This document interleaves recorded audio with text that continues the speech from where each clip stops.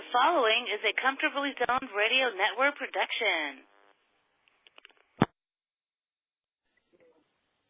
Hello, everybody. This is Eric Lenaburg, and you are listening to Off the Wall. Thank you for joining us this week, and I have a very special guest, John-Dittrich, longtime minor league baseball executive, with a most fascinating story. And, John, welcome again. I appreciate you being here. My pleasure, Eric. Glad to be here. Now, I know that when you were in college, you had hoped to get a job in broadcasting or sports writing, and you took a different route, a roundabout way to get into baseball. How did that start? Well, I've kind of realized that the broadcasting career, which I thought I would be the next Jack Brickhouse, who was the voice of the Cubs when I grew up, the television voice of the Cubs, when I realized it was going to require considerably more talent than I had. So I thought about it a while and said, what could I do to stay in the game of baseball, be in the game of baseball as a professional, outside of being a broadcaster, and require less talent? And I thought, well, management doesn't require any particular talent. So I started writing letters to the teams about a job in management. And naively, I thought very few other people sought jobs in management, but that wasn't the case. I found out that wasn't the case. And I got rejection letters from many teams, the 24 big league teams. Right. But I did get some encouraging letters. Most of them said either didn't get a response or they just said, we don't have any openings, but we'll keep your resume on file and things like that. So the two responses that I got that were encouraging were from Roland Hemond, who was at the time the GM of the Chicago White Sox. Right. And he invited me up for an interview, although he told me he didn't have a job to offer me, but he would happily, give me some of his time, which I, gratefully took. And you and I both know Roland, working together in the Arizona Fall League, and, he is that kind of guy. He's a rare individual who will go out of his way to help people trying to get in the game. Oh, yeah, in any way he can, and he's just a high-quality individual. Yes, he is. And he still does it to this day. He'll do things for young people if he can. The other letter I got was from Bob Howsam, who was the president or GM of the Cincinnati Reds. I was very excited to get a red stationery and a signature of Bob Howsam. I have Roland's and Bob's letters here in a scrapbook, but he did tell me, try the minor leagues. Right. And Roland had mentioned the minor leagues also. So I got a blue book, a baseball blue book, which has all the names and addresses of all the minor league teams. And I wrote every minor league team, and they, most of them, I got a similar response. Most of them I think there were about 110 minor league teams at that time. There's something like 180 nowadays. But anyhow, they wrote back and said, we don't have anything. We'll keep your resume on file. A lot of them didn't respond at all. I got one encouraging response from a guy named Bobby Bragan. Well, Bobby Bragan struck a bell with me because I remembered him as the field manager of the Atlanta Braves. That's right. I had his baseball card. I had Bobby Bragan baseball cards. He was also, he was managing Milwaukee and Atlanta, and he was managing Pittsburgh and in Cleveland. Right. And he played on the 47 Dodgers and played several years in the major leagues with the Dodgers and Phillies. So anyhow, Bobby just said, if you're ever in the neighborhood, give me a call. And he was in Fort Worth, Texas, and we were in Carbondale, Illinois. So my friend Mike Murphy, who is now a radio sports talk show host in Chicago and has been for many years, we got in the car together and we drove to Fort Worth. And Murph was just kind of along to keep me company and give me encouragement. Right. And obviously he was curious about meeting Bobby Bragan too, because he was a big, huge baseball fan, and still is, of course. Right. And so we got to Fort Worth on a Friday night, and we quickly dropped a dime in the telephone and called Bobby's office. Back in those days, there was no cell phones, and payphones cost 10 cents. So we quickly got to a truck stop and called there. Bobby answered the phone, fortunately, and we caught him just as he was walking out of his office. So this is how quirk of fate can work.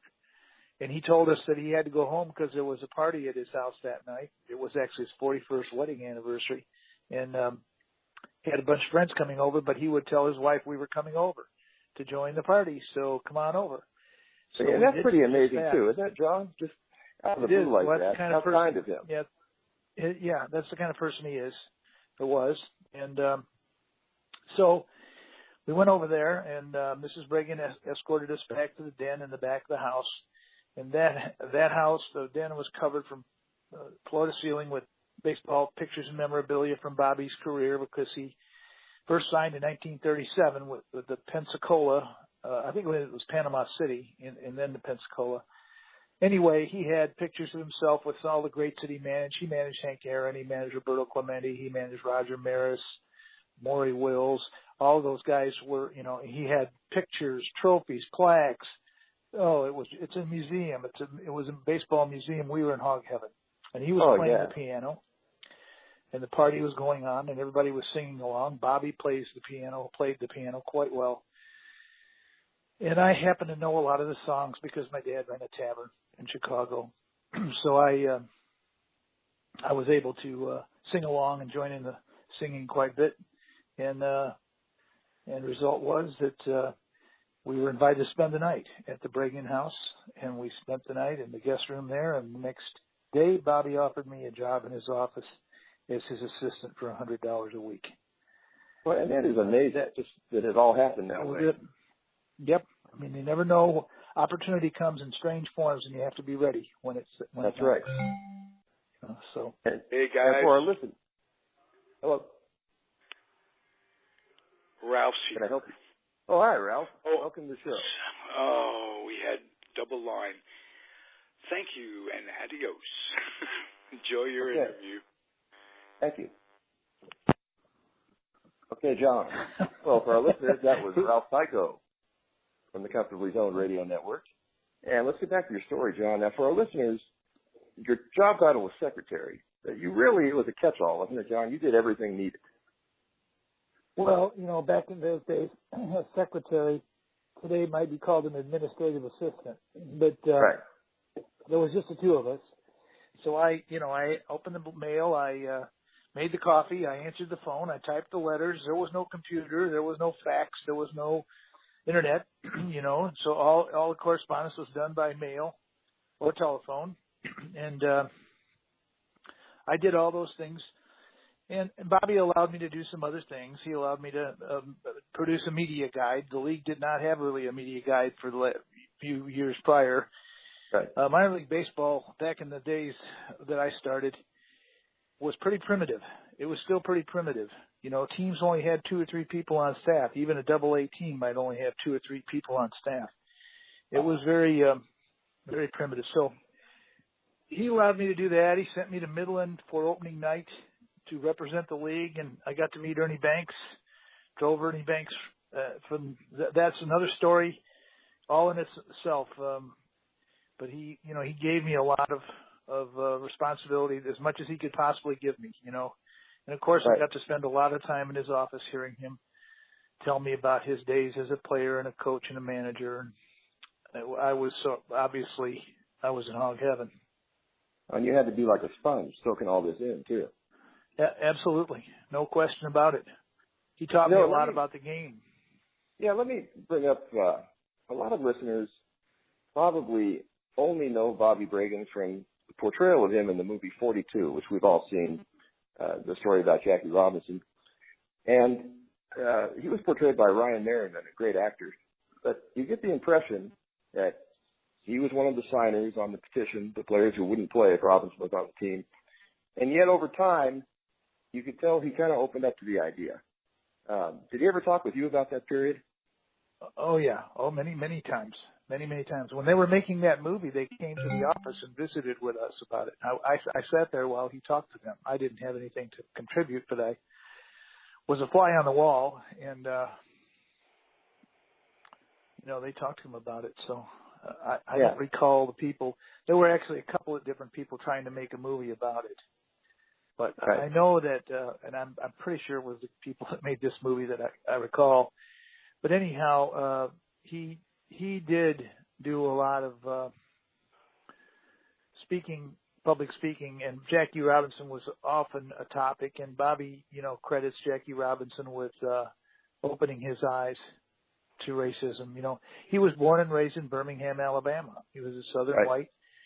The other guys that signed the petition were all white guys from the South too. Of course, everybody in baseball was a white guy in those days. That's right. But they weren't all from the South. But the other thing he did was he did a lot of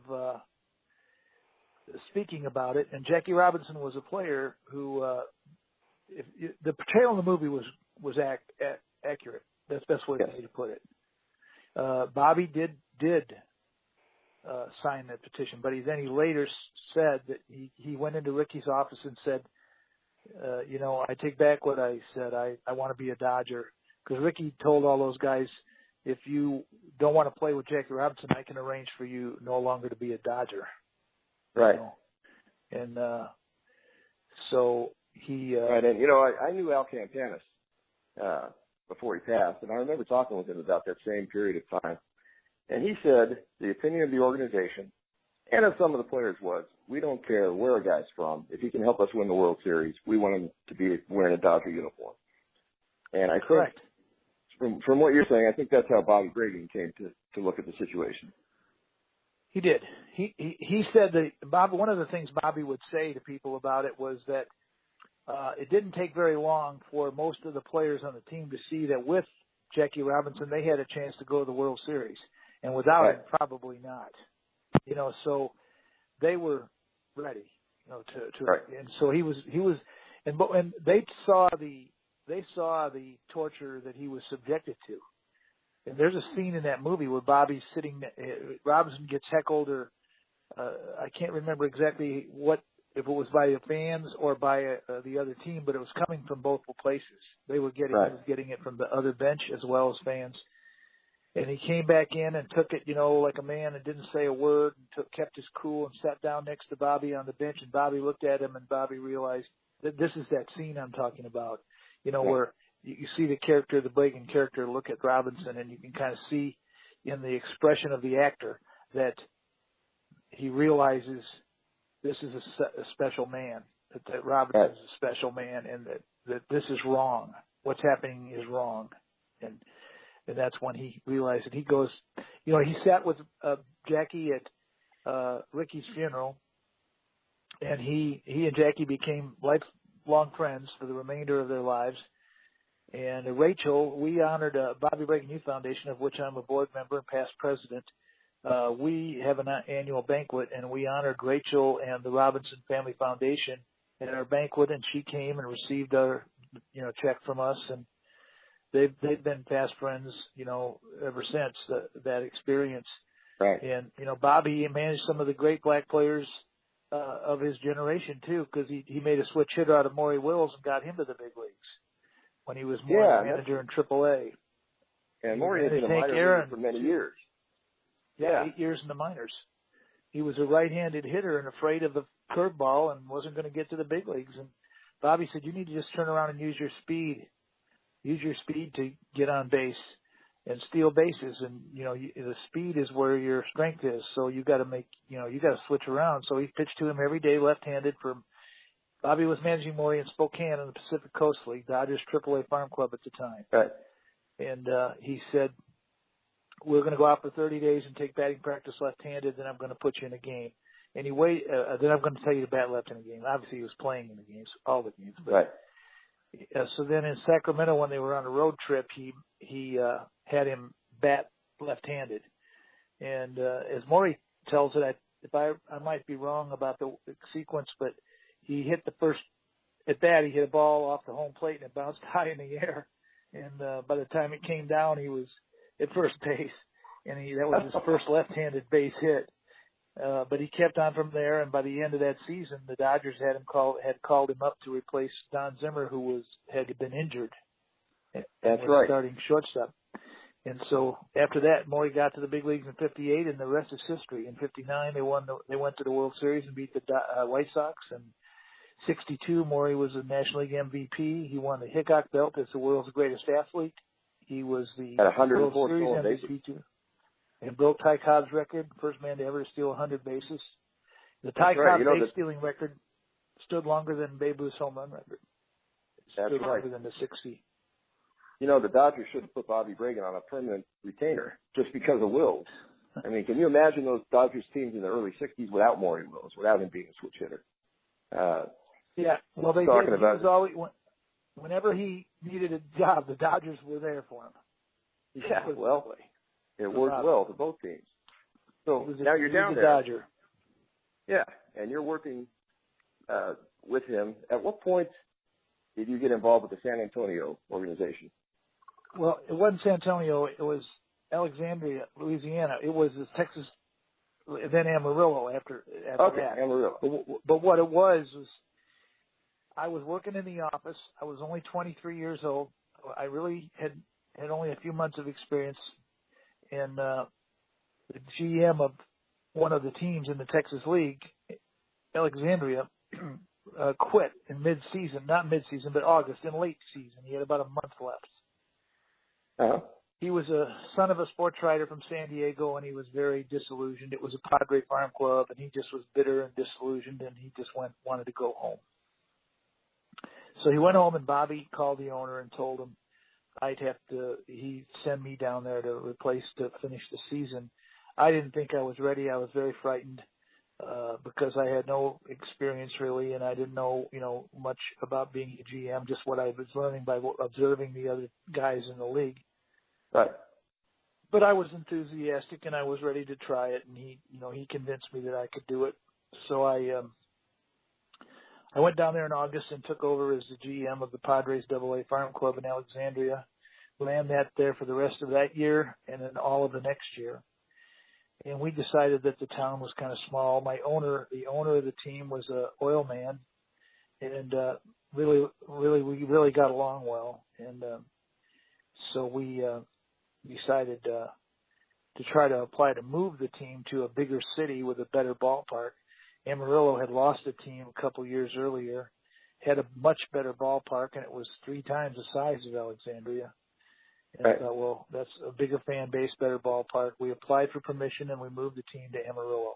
So in '76, we moved the team to Amarillo. So I had been the Padres AA GM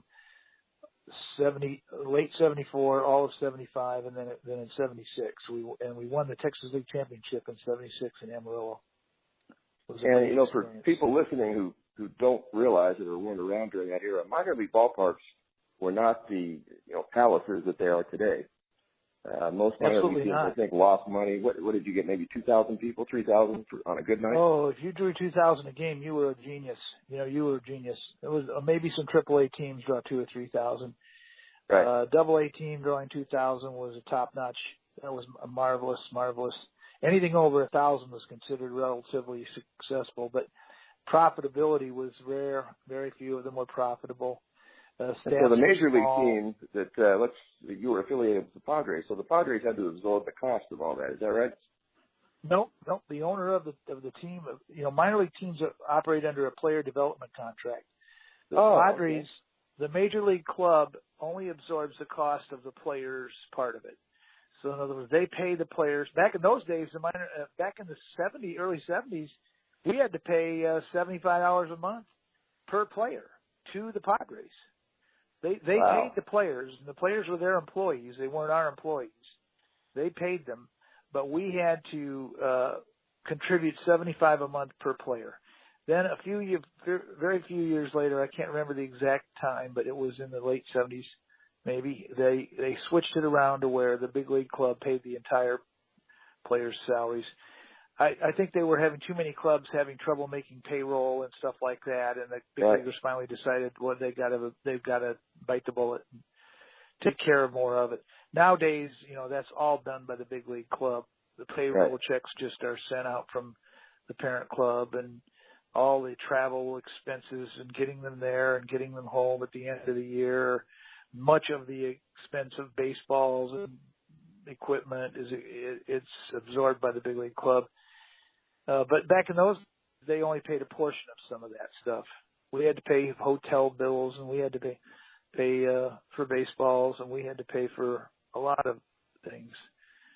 Very difficult to make money, and it's still not easy to make money, but it's for different reasons now. Right. And people think of, I know back in the 70s, I didn't realize anything about the business side of baseball, and it was all glamorous to me. But in those minor leagues, boy, not much glamour at all, apparently. Yeah, well, I mean, the image of the Durham Bull thing, the movie Bull Durham, it was somewhat like that. The buses, that's kind of overplayed depending on what year you place that in. But there was a lot of, similarity there to what it was really like. The buses were, some teams rode around in ramshackle buses. I remember the team in Lafayette, Louisiana, the bus driver was the field manager, Denny Summers. Denny Summers became a Mets coach in the big leagues, but he was managing the Lafayette Drillers for the San Francisco Giants and driving the bus. Wow. Yeah. And now, at some point in Amarillo, they'd never do that. Oh, no. That would never happen today. You became the owner of the Amarillo team. How did that come about? Well, I know these responses are long, and I apologize for that. But no, it's simple way. After we won the pennant in Amarillo, Bobby Bragan had been elected president of all the minor leagues and went to St. Pete, Florida, where the minor league headquarters is, and he was the, president of the National Association, which is the formal title of the minor league. He had me come down as his assistant down there, which was a much more prestigious job. One of my primary jobs was to run the winter meetings. I was the, pretty much the director of the winter meetings for 76 in Los Angeles, 77 in Honolulu, and 78 in Orlando. Right. And I worked for Bobby for those 3 years, and I did the thing as assistant to the president of the minor leagues. Then when Bobby decided not to run for re-election, he always preached loyalty, and I felt like I had to be loyal to him. And even though Johnny Johnson, who was taking over, Johnny had been the assistant GM of the New York Yankees, and then he worked for I think he was GM of the Yankees for a while. He moved to the commissioner's office under Bowie Kuhn. And so Johnny was taking over that job from Bobby and offered me a chance to stay, which I wish I would have done now, but I didn't do it at the time. The Padres, the guy who took over for me in Amarillo was floundering. He was having a lot of trouble. He just wasn't really a dynamic guy. He was an old school guy, and he spent more time worrying about where he was going to have dinner than what was the baseball team.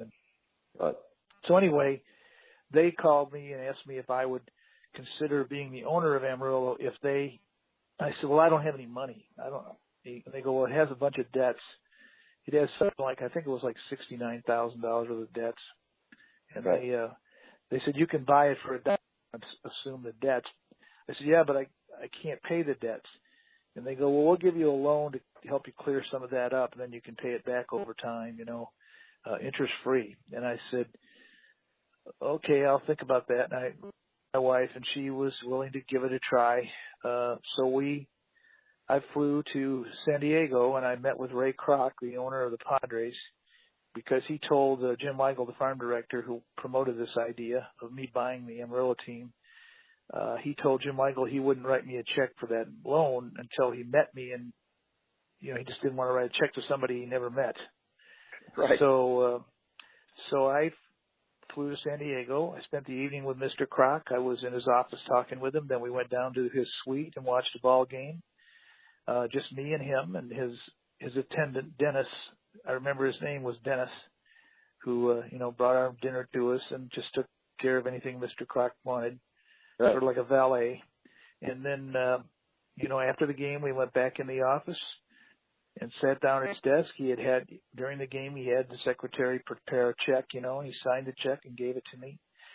They didn't even make me sign a note, really. I think there was a paragraph in our player development contract that called for me the loan would be repaid out of my reimbursements to the team. Right. So when I submitted expenses that the team was supposed to reimburse me for, they would just credit my loan. right. and until it was paid. We did that for 3 years and worked all those debts off, but still it didn't really make a lot of money, and we were struggling to make ends meet at home. So we decided to sell the team after 3 years, and we did that. But it was a good 3 years. We had a couple playoff teams in that group. We had one bad year, a couple good ones. Didn't win any pennants, but some great players came through those years. Right, and again, for you, great experience as somebody working in baseball and trying to keep working, and it had to be priceless experience. Oh, yeah. I mean, I was an owner. I wish I would have. That was the second mistake I made. The first one was not staying at the minor league headquarters, because I probably would have been offered a major league front office job at some point out of there. The guy who I replaced became the GM of the Astros. But the second mistake I made was selling the AA team too soon, because I just sold it for, about the same price as I bought it, for about $50,000. And I could have made a lot more money, and if I'd have held it, because the guy I sold it to kept it like 3 years, and then he sold it for $500,000. In the 80s, the value of minor league franchises went through the roof, started climbing rapidly, and they became valuable commodities. People wanted to own them. The prestige of owning a minor league team became much greater. And the guy I sold it to sold it for $500,000, and then he kept it a few years, not too many years, and sold it for $1.3 million.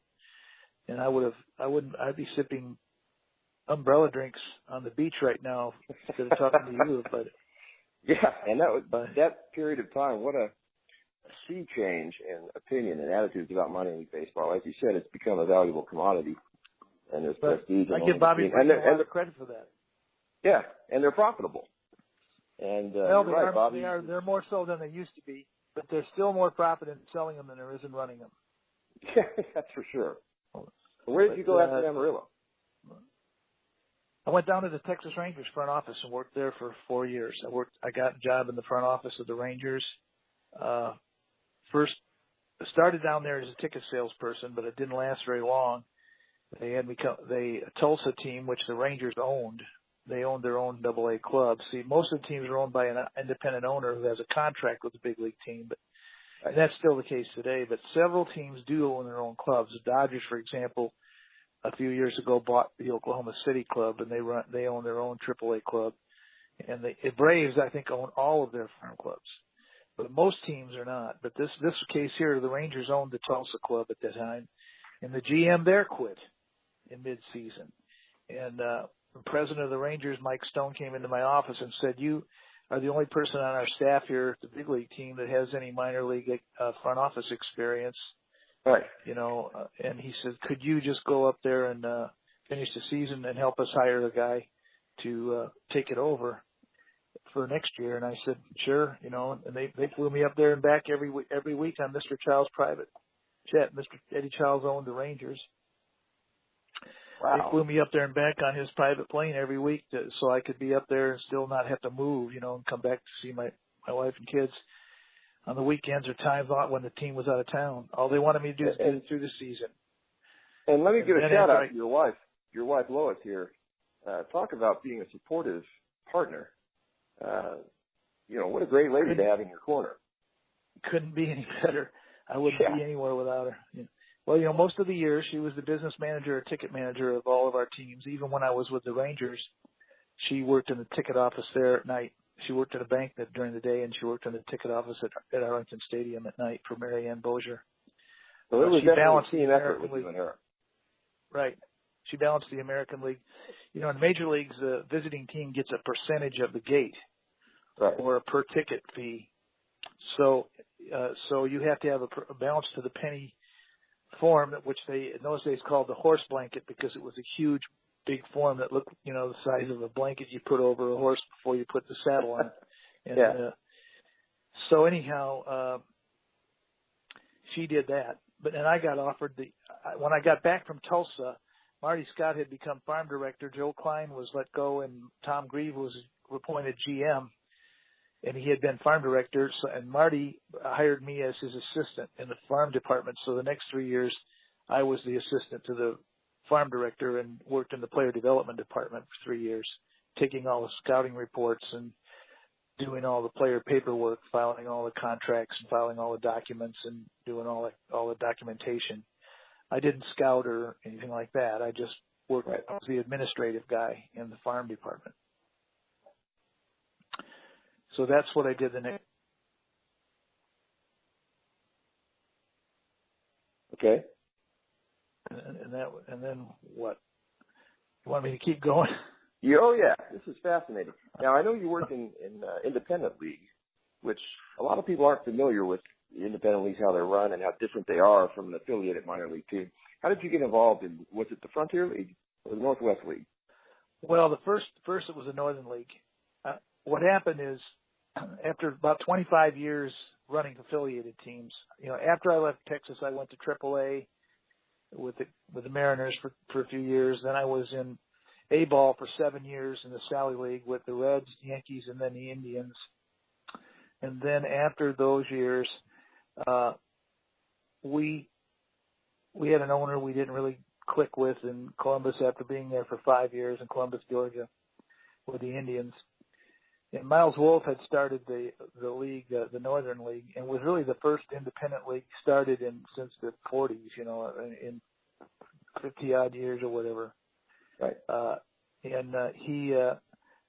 Everybody thought it was a crazy idea and it wouldn't work. And he started in 93.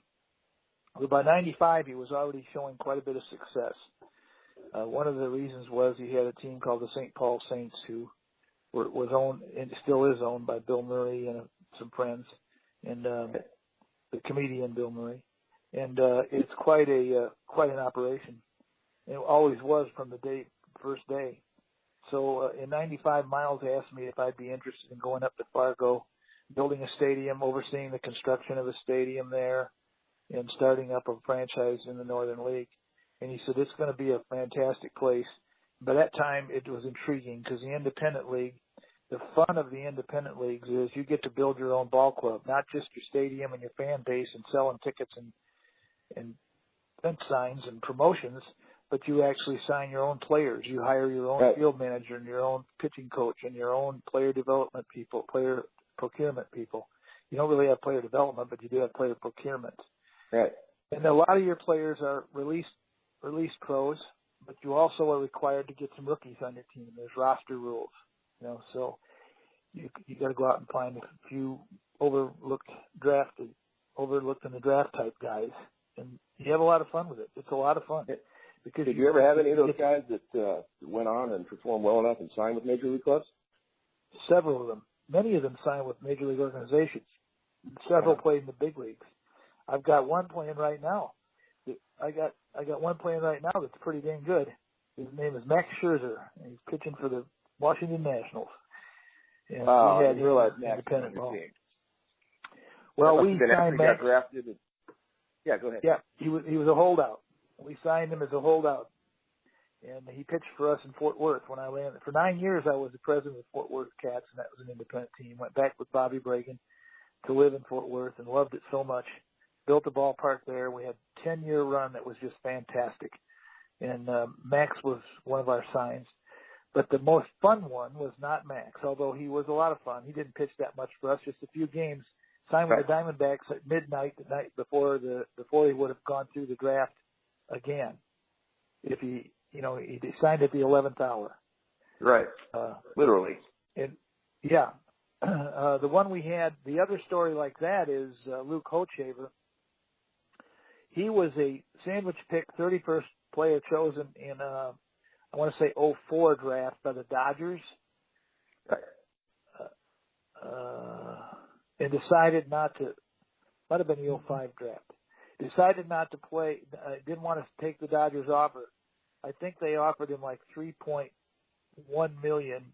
Don't hold me I'm close on these numbers, but you could look it up and probably find I'm not quite exactly right, but something like $3 million. They held off, and Boris, we happen to know Boris's people a little bit, and so we were people that he would call to help out. That's how we got Max Scherzer too. And Boris called and said Hochhaver was going to hold out to go through the draft. So he would pitch for us for an entire season pretty much, or most of the season. And then he would go back into the draft the following year.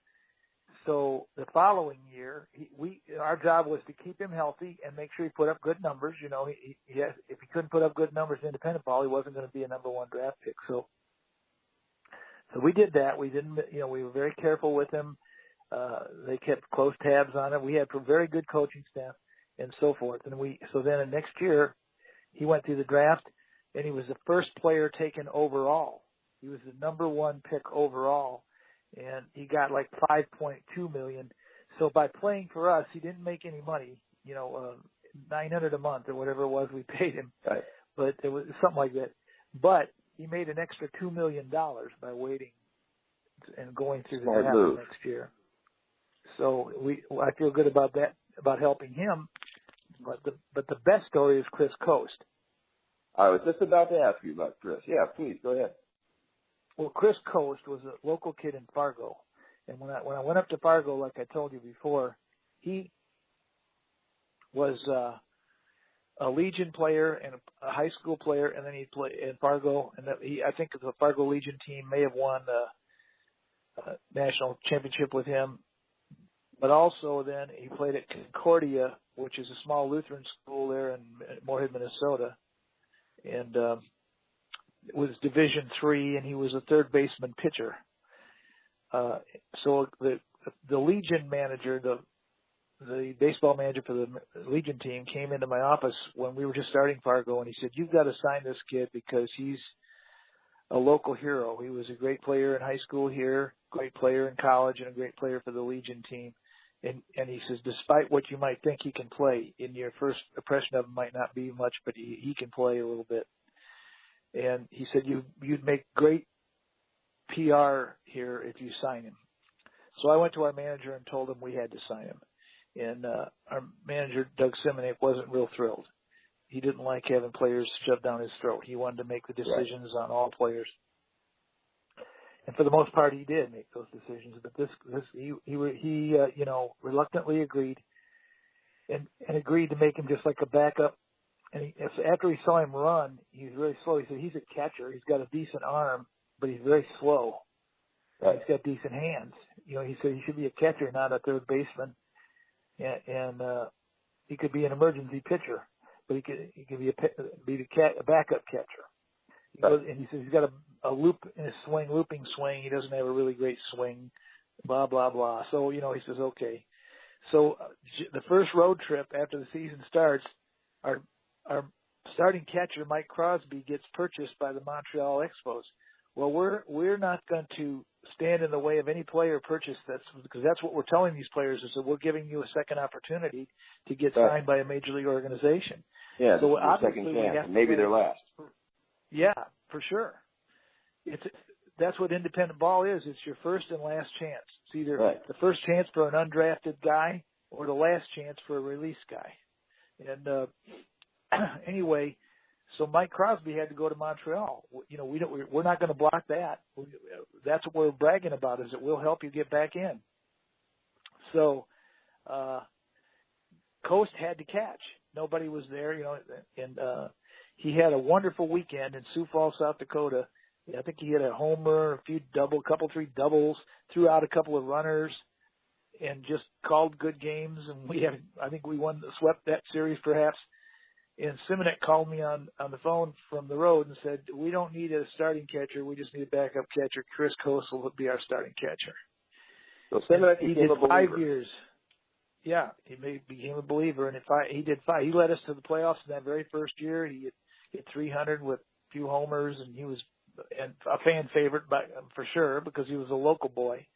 Right. And you know, Fargo is the home of Roger Maris, so that's right.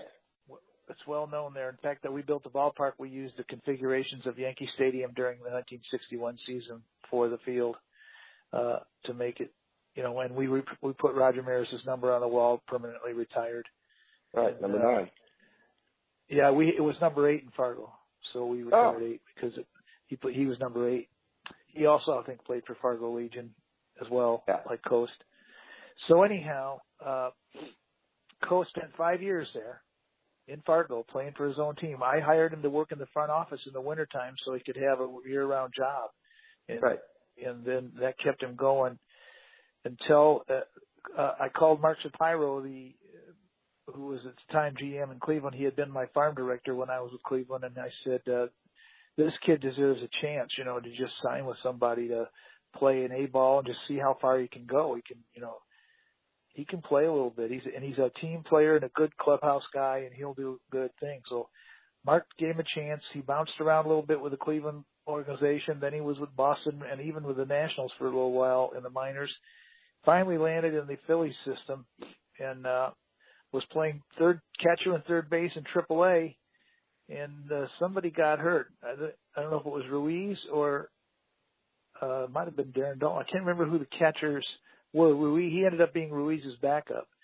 Right. He got up to Philadelphia, did quite well, and ended up getting 4 years in a World Series ring because he played in the 2008 World Series for the Phillies and played 4 years in the big leagues. After an 11-year journey through the minors, the first 5 in independent ball. And I feel really good about that. That's the best thing that's the best story I have about a player coming out of independent ball. He wrote a book when he was called up called The 33-Year-Old Rookie. Because when they called him up to Philadelphia, he was 33 years old. And today he's the coach at Concordia. Yeah, he's the coach at his alma mater today. And do you ever have any contact with him these days? Oh, yeah, all the time. Sure. Oh, I good. him a lot. I mean, a lot being, frequently. He's right. He's shows off his World Series ring. He's very proud of it. He's got a nice home he's got a lake house. He's doing quite well for himself. I think someday he'll be a great manager, maybe even a major league manager. He's good. I think he's good enough. Well, and from what I've heard, I know a couple people who've dealt with Chris, and they say he's a top-notch guy, fantastic guy. He is. He is. So I wish him the best too. So at what point did you leave the independent baseball? Well, I pretty much stuck with that the remaining years because I got a reputation of being able to build develop ballparks and develop franchises, and I started through, 3 really good franchises and built 4 really nice ballparks. 5 actually, because I helped with a couple that I didn't run, but most of the time I would build a ballpark and then run the team for the first couple of years. Then I'd go do another one. I did that until I got to Fort Worth, and we built the ballpark there, and then I did that for 10 years because I loved Fort Worth. My wife loved Fort Worth. Bobby Bragan was still alive then, and we really loved being around Bobby, and we got involved with his foundation, and we did that for the last 10 years of our career. Then we were talked into doing another team in Joliet, starting another franchise in Joliet in the Frontier League, and did that for 2 years. Then we retired, came here to Arizona, and got talked out of that for one summer by the Mariners to go up to run the Pulaski Club in the Appalachian League, which was how did that go? Seattle Mariners. It was convinced me that I needed to be retired. That's how that went. Well, and you're still involved in baseball, though, John, because as I see you. We work together in the Arizona Fall League. I guess it's true that it gets in your blood, and you can never. Once you get bitten by the baseball bug, you never want to leave. Yeah, and I still work for Cleveland out in spring training. This is just finished my 6th year doing that. But I think I'm the only guy, Eric, that is alive that has worked full time in rookie ball, independent ball, rookie ball, A ball, double A ball, triple A ball, and the major leagues. I've worked at every level of the game as a full-time employee, and I don't know that there's anybody that can say that. I believe you're correct about that. Yeah. I know a lot of people in the game, as you do, and I can't think of anyone else who's accomplished that. Yeah. It wasn't an intentional accomplishment, but it did happen. It did happen to me. It did happen, and actually, when you think back to when you were 22 years old and trying to get your first job, if you had a time machine or a crystal ball and could have looked ahead to the year 2018, I think you probably would have been pretty happy with everything that transpired. Oh, yeah. I mean, I have no regrets. No, I shouldn't say that. I have regrets, but I have no bad feelings about what, anything. I don't have any bitterness about anything that happened. All the decisions that were made by me, as far as career moves. So nobody did me wrong or, did anything that bad. So, like I say, my favorite line is, I spent 42 years driving my car to a ballpark to go to work, and I still do it because I go out to spring training and we'll go to Scottsdale Stadium in the fall. So it's almost 50 years now, coming up. So, well, I can't think of a better way to enjoy your life and look back on it. As I've told you before, I think you should be writing a book. I mean, what an amazing story. We could go on and on still talking about this. Oh, yeah. Still got some Hall of Famers to come, I hope. I had Edgar Martinez and Omar Vizquel in Calgary, and I think they'll both eventually get into the Hall. I already have Tony Gwynn. Tony Gwynn played for us in Amarillo. Some other great players. Dave Revecki, one of the greatest that we ever had. He's a great human being and a great player. Lots of good players. We had 175 Major League players. I went through all of my teams. Right after I retired, I got on the computer and went through every roster to determine how many of those players played in at least one big league game. It appeared in a big league game. Right. There are a handful that only appeared in one, but there are many that had long careers too. Right. But there's a total of 175 guys that appeared in a big league game that played at even the ones that only appeared in one game, that's one more game than most of us played in. So they put on the Major League uniform. Yeah. That's right. And that's running out of time now. That's a rare man. Going to be signing off. If you would, stay on the line with me after we sign off for a moment. Sure. But sure. I want to thank you again for joining us, and for you listeners, you can look up John Dittrich online, Google him, and you'll see more fascinating stories than you could ever imagine. You got to put baseball after John. You got to put baseball John after Dittrich baseball. Oh, that's right. Yeah, that's right. Because there's a drummer for the big band, Restless Heart, with the same name. Spelled the same, everything? Yep. Ah, okay. Drummer for the Restless Heart. I feel fortunate to count myself as one of your friends, and I can thank our mutual friend Chuck Boyer for introducing us originally. But so this has been this week's edition of Off the Wall with Eric Lenaburg, the Doctor of Baseball. For those of you who want to take part in a trivia contest, Stump the Doctor, send an email or send a Facebook message to the Comfortably Zoned Radio Network page. If you have a trivia question that you think I won't be able to figure out, and I don't Google them, we have a witness. I don't Google, so you win a big prize if you stump the doctor. And speaking of Chuck Boyer, he has stumped the doctor many times. Anyway, yeah, many times. Thanks again, John. I enjoyed talking with you. And for all you listeners out there, have a very pleasant week wherever you may be, and we will be back next week.